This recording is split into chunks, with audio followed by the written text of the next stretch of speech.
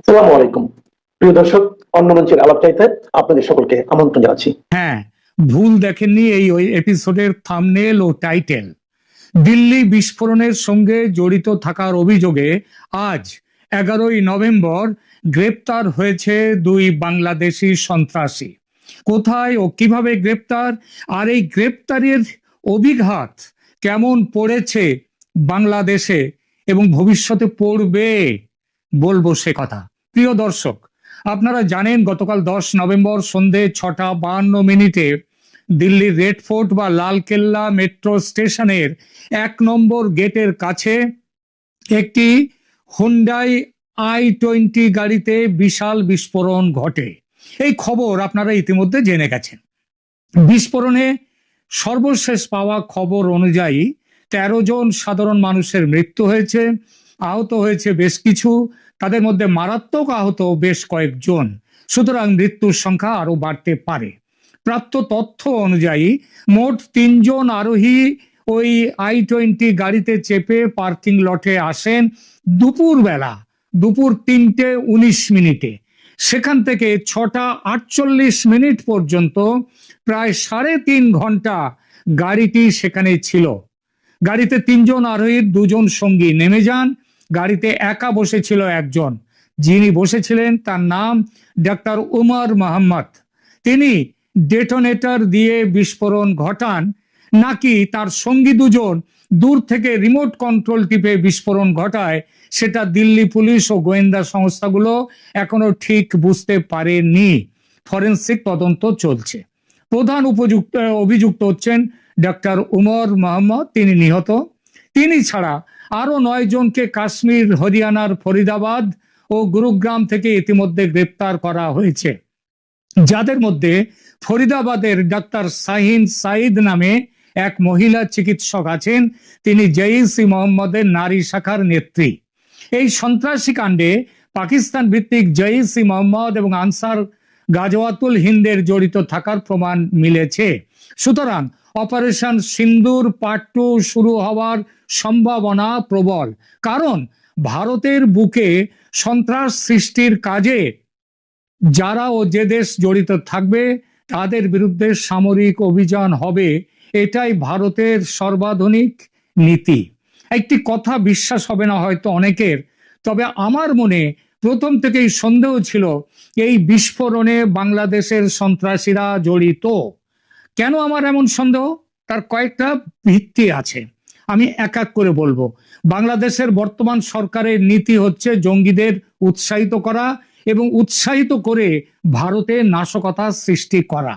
NCP ও জামাতের নেতারা ভারত দখলের হুমকি দিচ্ছেন নিয়মিত, এবং সেখানে সন্ত্রাসী ঢুকিয়ে দেওয়ার কথাও চলছে ভারতে। এই হুমকিতে উৎসাহিত বাংলাদেশি জঙ্গিরা ভারতে অ্যাকশনে নামতে উদ্বুদ্ধ হয়েছে। দ্বিতীয় যে ভিত্তিটা, পাকিস্তানের সঙ্গে প্রবল মিত্রতা এখন বাংলাদেশের সরকারের। দুই দেশের সন্ত্রাসবাদীদের পারস্পরিক বোঝাপড়া এখন অত্যন্ত গভীর, আর এই গভীরতার কারণে দুই দেশ দিল্লির বুকে জয়েন্ট অপারেশনে নামবে, এই সম্ভাবনা যথেষ্ট। তৃতীয় কারণ, বাংলাদেশ সন্ত্রাসীদের পুরনো ইতিহাস ঘাটলে দেখা যায় দেশের সীমানা ছাড়িয়ে আন্তর্জাতিক মঞ্চে তাদের ঘোরাফেরা অনেক আগেই ঘটেছে। তারা পাকিস্তান, আফগানিস্তানের সঙ্গে ভারতের কাশ্মীরে অন্যত্র সন্ত্রাসী কাণ্ডে জড়িত থেকেছে। ভারতের কাশ্মীর থেকে তাদেরকে ইতিপূর্বে গ্রেপ্তারও করা হয়েছে বেশ কয়েকজনকে। জামাতুল মুজাহিদিন বাংলাদেশ বা জেএমবি নেতা আব্দুর রহমান আফগানিস্তানে প্রশিক্ষণ পেয়ে সোভিয়েতের বিরুদ্ধে লড়াইতে অংশ নিয়েছিলেন।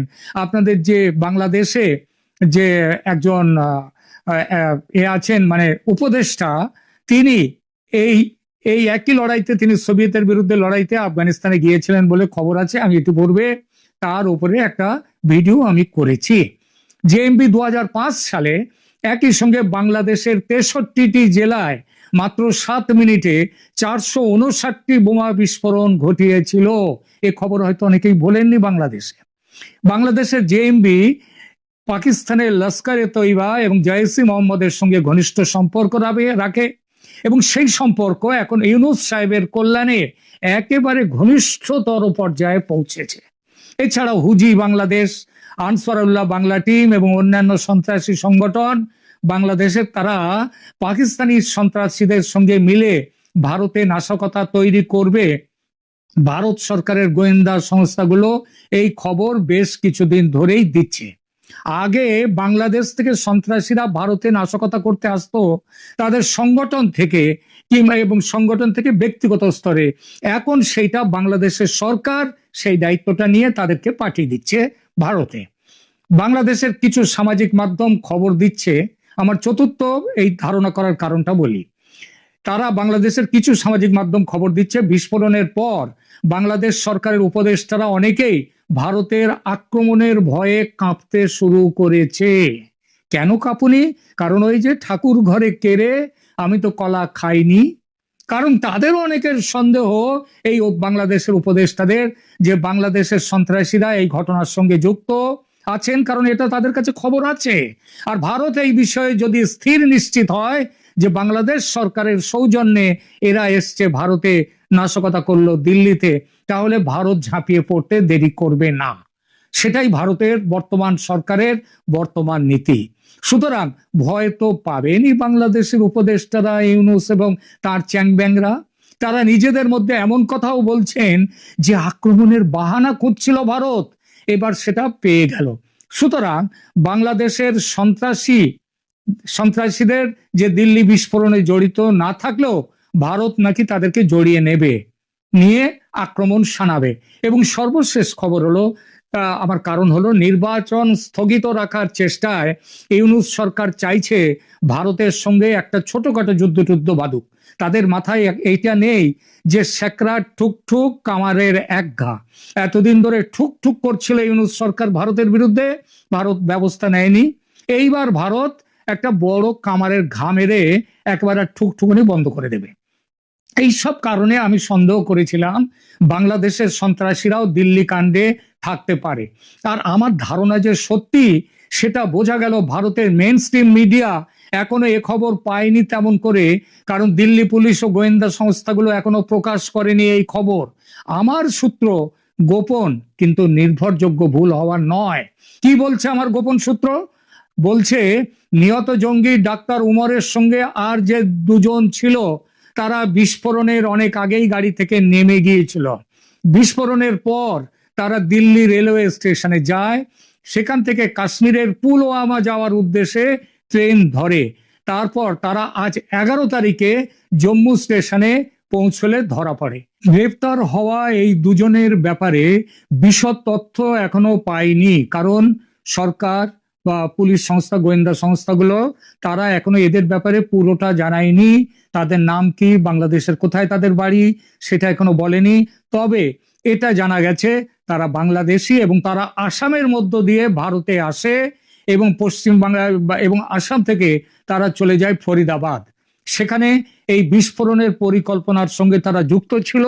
এবং গতকাল বিস্ফোরণের দিন 10ই নভেম্বর তারা ওই I-20 গাড়িতে, ড্রাইভার ছিল ওমর এবং তার সঙ্গে আরো দুজন, এই দুজন তারা চলে আসে দিল্লিতে। বাংলাদেশি সন্ত্রাসীদের দিল্লি বিস্ফোরণে জড়িত থাকার ঘটনায় বাংলাদেশ সরকার আগেই বলেছি ভয়ে কাঁপতে শুরু করেছে।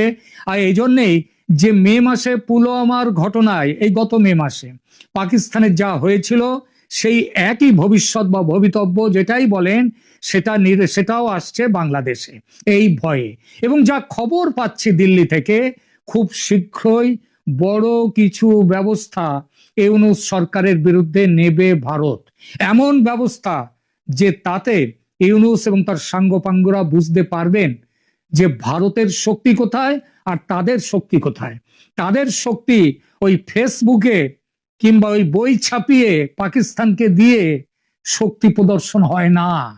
যে বেশি বকে, যে barking dog does not byte, তাই না?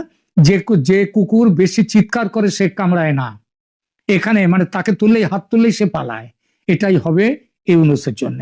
এখনকার মতো এখানেই রাখছি। ভালো থাকবেন, ধন্যবাদ।